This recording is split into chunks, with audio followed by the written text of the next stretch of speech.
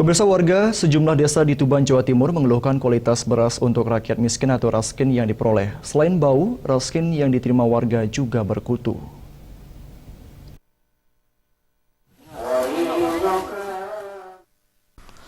Pembagian jatah beras miskin dikeluhkan banyak warga masyarakat yang berada di wilayah Kabupaten Tuban, Jawa Timur. Salah satunya dialami warga Kelurahan Gedung Ombo, Kecamatan Semanding, Tuban. Warga yang mendapatkan bagian beras murah itu kesal karena raskin yang dibagikan ternyata sangat tidak layak konsumsi. Kualitas beras sangatlah buruk. Selain berubah warna menjadi kuning, beras juga bercampur debu. Parahnya kondisi beras pun sudah hancur dan berkutu. Kekesalan warga pun bertambah lantaran beras tersebut juga tak dapat dimasak atau bahkan dikonsumsi. Padahal beras yang mereka dapatkan ini tidaklah gratis begitu saja, melainkan masih harus membeli sebesar Rp2.000 per kilogramnya. Ini kondisinya gimana ini? Hancur.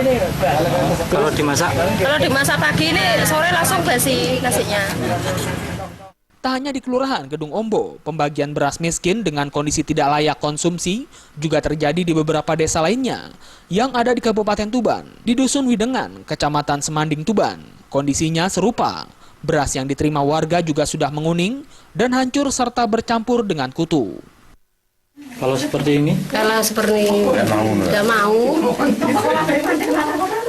Ini kalaupun dimasak bisa nggak? Tidak enak, Pak. Tidak bisa dimasak. Dari Tuban, Jawa Timur, Sumail Malwapati melaporkan.